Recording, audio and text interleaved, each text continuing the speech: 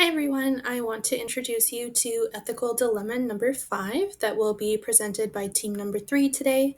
So presenting is Cheyenne, Jenna, myself Laura Lynn, Yvette, Angela, Nicole, Gersharon, Tashi, Vivian, Victoria, Hannah, and Yingi. Thanks for watching. Okay, so to start things off, I am just going to give you a summary of the dilemma that we have.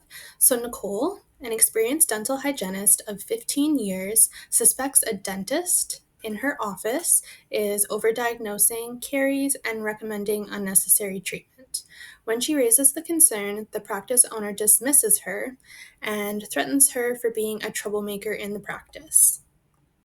So, the type of issue this dilemma has is related to professional and both ethical. So, regards to professional, because it concerns scope of practice, accountability, and the duty to report suspected misconduct that could be causing harm to patients. And the ethical part is involving patients' well being, fairness, and honesty with treatment being provided to them. Relates to beneficence, non maleficent, autonomy, and integrity. Hi, my name is Cheyenne, and I will be identifying some of the problems. There are a number of problems in Nicole's situation. There is an ethical concern for the patient's welfare. Nicole believes that one of the dentists is overprescribing dental treatment. There's also scope of practice limitations. It is not within Nicole's scope of practice to be diagnosing or prescribing treatment, which she is aware of. And there's also a toxic workplace dynamic. When Nicole raised concerns to one of the dentists, she was dismissed and called a troublemaker. Also, a professional dilemma. She's caught in between her ethical duty to advocate for her clients and obligation to respect the dentist's legal authority. So, to summarize the nature of the challenge itself for Nicole is balancing between patient harm and professional ethics, with pressure from the dentist and her limitations of her scope of practice being a hygienist. Hi everyone, my name is Angela, and let's gather some information for the first part of this dilemma. First, what happened? Nicole is a hygienist with 15 years of experience in a busy, high volume practice. Her role is to take medical histories, do initial exams, and note possible restorative needs. She noticed one dentist consistently diagnosed far more cavities than she did and often recommended big treatments like crowns when smaller repairs seemed enough. This raised concerns about possible overdiagnosis and unnecessary treatment. Second, the sequence of events. Nicole does her assessments, the dentist comes in, diagnoses much more decay, recommends major treatment, and this pattern repeats with many patients. Third, policies and ethics. Hygienists cannot diagnose decay, but they can flag concerns. The CDHO Code of Ethics applies here. Benefices put patients first. Non maleficence avoid harm. Integrity be honest and consistent. And accountability take responsibility when something seems wrong. And lastly, who's involved? Nicole, who wants to protect patients, the dentist, who may be overdiagnosing, the patients, who rely on trust, other staff, some of whom agree with Nicole, and Dr. Kane, the owner, who dismissed these concerns. So, overall, gathering this information shows a conflict between patient care, ethical responsibilities, and professional authority. Hi everyone, this is Hannah, and this is the second part of gathering information. As Angela mentioned earlier, we now have a clearer view of Nicole's perspective. Nicole values the quality of care but is concerned because her assessments show fewer caries than those of one dentist, and she has noticed the same issue with her own client. Nicole knew that diagnosing is outside her scope of practice, but she can interpret and raise concerns. She consulted another hygienist and dentist who both agreed with her. When she raised it to Dr. Kane, he reminded her that only dentists can diagnose, then dismissed her and warned her not to raise further complaints. This connects with our policies as the CDHO standards of practice explains the hygienists are to examine and interpret, but only dentists can make a diagnosis, while the RHPA and Dental Hygiene Act define the scope of practice for hygienists, outlining what they can and cannot do. From the Code of Ethics, Nicole showed beneficence by prioritizing her client first, non maleficent by preventing harm, integrity through honesty, and professionalism in raising her concerns. However, professionalism was not demonstrated in return by Dr. Kane. Hello everyone, this is Tashi, and today I'll be talking about the problem faced in this scenario. Nicole is witnessing what may be patient harmed or fraud, overdiagnosis leading to unnecessary and invasive procedure, financially taking advantages of the patients or insurance systems, exaggerating a diagnosis prevent patients from making informed choices based on the truth, breaking the patient trust and harm to outcomes. He called hygienists or troublemakers to make her seem like she was causing a problem instead of raising concerns. Employer is shutting down concerns instead of investigating them.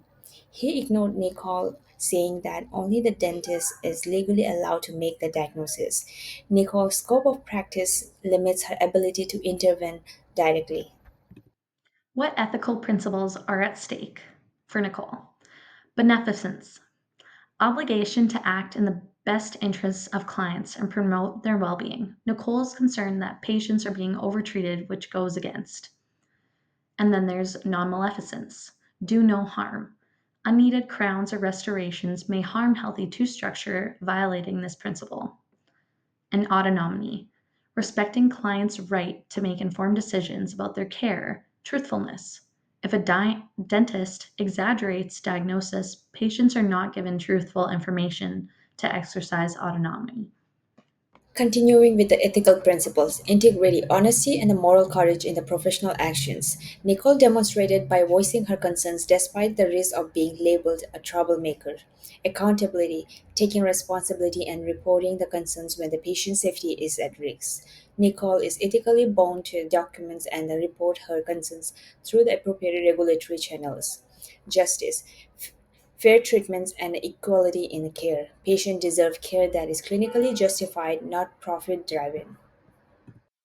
Hello everyone, my name is Gursharan and today I will be discussing the different options that Nicole can take in this situation. Firstly, she may choose to ignore the situation and continue working, even if she does not agree with what happened. Secondly, she can document the details of the situation in a professional manner. She can record the name of the client, date, time, and what was said or done, and keep a clear record of it. This might help her in the future and work in her favor if any questions arise. And lastly, if she is not sure what to do, she could talk to another dental hygienist or the associate dentist working with Dr. Kane. This way, she can get advice and decide on the best possible option. Now, I'll pass it over to Vivian and she will be discussing the other options with you. Thank you. Hi, I'm Vivian, and I will discuss the rest of the possible options that can be done in this given dilemma.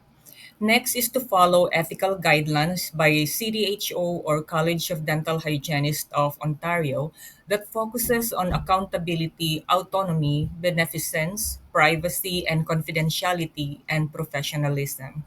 Nicole can use or refer to these guidelines to make sure her actions are in line with professional standards or what is expected of her as a professional. Next is reporting to the regulatory body as a last resort, and Nicole will need to obtain a legal counsel. If Dr. Kane is not taking the concern seriously and not taking any action, and patient's care is put at risk, it is Nicole's ethical duty to protect the client. Lastly, if Nicole feels like she's always pressured to keep her silence in situations wherein her clients are at risk and her values doesn't match the office or workplace, she may need to reconsider looking for a better office that align her professional ethics. Here ends my part. Next presenter, please. Thank you. Hi everyone, my name is Jenna, and today I'm going to be identifying and assessing options that Nicole has. Nicole does have several options depending on how she wants to balance her ethical duties, personal safety, and the impact on her career. She can speak with a office manager, HR, compliance officer, or write a detailed response expressing her concern. This will allow the practice to correct whatever issue. Although the owner has given Nicole a threat, and this may not be the safest environment for Nicole. Nicole can also document specific cases, including patient's name, date, diagnosis versus observed condition. This will prepare Nicole if she needs to further explain her concern, as well as giving credibility and details for this case. The longer Nicole does wait, the more potential harm there is for the clients. So, continuing on, Nicole can also write a formal complaint to the Provincial Dental College. This will protect clients and maintain professional standards. Although the board may contact the office to investigate, it is important to seek legal counsel. And lastly, Nicole does have the option to leave the practice. If she finds herself in an unethical environment, she can rebuild her career by joining an office that shares her aligned values. This will remove Nicole from any potential unethical environment, although this may disrupt Nicole's career plan. Hi everyone, my name is Yvette and I'll be going over the course of action under CDHO. For the ethical decision making model, Nicole must choose a course of action that reflects her ethical responsibilities as a dental hygienist. After we carefully considering her options, Nicole decides to report her concerns to the CDHO, which is the College of Dental Hygienists of Ontario. This decision making prioritizes the patient's safety and ensures the issue is addressed through proper regulatory channels. Her choice supports key ethical principles including beneficence, non-maleficence, integrity, and accountability. It also aligns with the CDHO Code of Ethics, allowing Nicole to act professionally without engaging in direct confrontation. By choosing this course of action, Nicole demonstrates ethical leadership and a strong commitment to protecting the public. While Nicole's decision is to report to the CDHO reflects ethical leadership and aligns with professional standards, it is also important to recognize that this course of action comes with both pros and cons challenges. Now, let's take a closer look at the pros and cons of reporting through regulatory channels. Hi, I'm Yingyi. I'm going to talk about the pros and cons of reporting to CDHO in Nicole's case. On the POM side, reporting protects the client from unnecessary overtreatment, fulfills our ethical duty under the CDHO Code of Ethics, and help us maintain professional integrity. It also shows support for colleagues who share the same concern and builds long-term trust in the dental hygiene profession. On the com side, there are some risks, such as possible retaliation or job loss, workplace conflicts, emotional stress, and the uncertainty of how long the regulatory process may take. There are also some scope limitations, since dental hygienists cannot make a diagnosis directly. Hi, my name is Victoria, and I'm going to start by talking about the potential outcomes of the choice of reporting the unethical conduct. After advising with the CDHO, they may recommend you report the dentist to the Royal College of Dental Surgeons of Ontario. Under Ontario's Regulated Health Professional Act, Nicole is protected from retaliation by her employer. By doing this, Nicole is demonstrating her professional credibility by following the CDHO's Code of Ethics and Standards of Practice. Reporting will lead to an improvement in patient care and build more trust with her clients.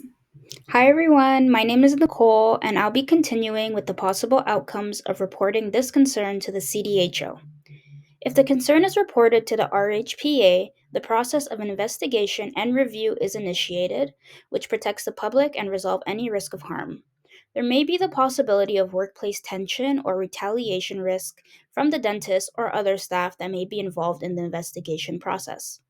In terms of the dentist, if concerns are founded, outcomes range from advice, caution, continuing education, or quality assurance measures, remediation, and in serious cases, discipline. Some other outcomes include the revision of treatment plans, which may be paused or revisited. There is also the possibility of second opinions and improved consents. Reporting this concern may cause operational disruption and reputational risk for the dentist and their practice if concerns are proven to be true. There may be reduced risk of overtreatment, better documentation, informed consent, and overall practice. And lastly, better calibration of future diagnosis and treatment planning. In conclusion, our group chose to report these concerns, and by reporting, we're choosing client safety and professional integrity, which align with the CDHO Code of Ethics. Reporting also demonstrates ethical leadership and fulfills CDHO quality assurance expectations for reflective practice and continuous improvement. Good faith reporting is protected under the RHPA, and although the likely outcomes range from no action to disciplinary acts for the dentist, the goal is to provide long term benefits of overall client care, documentation, and the public's trust in the care that we will be delivering as future dental hygienists. Thank you very much for joining us as we explored this ethical dilemma in dental hygiene. As you've seen, navigating professional responsibilities while upholding patient safety and ethical standards is not always straightforward, but it is essential.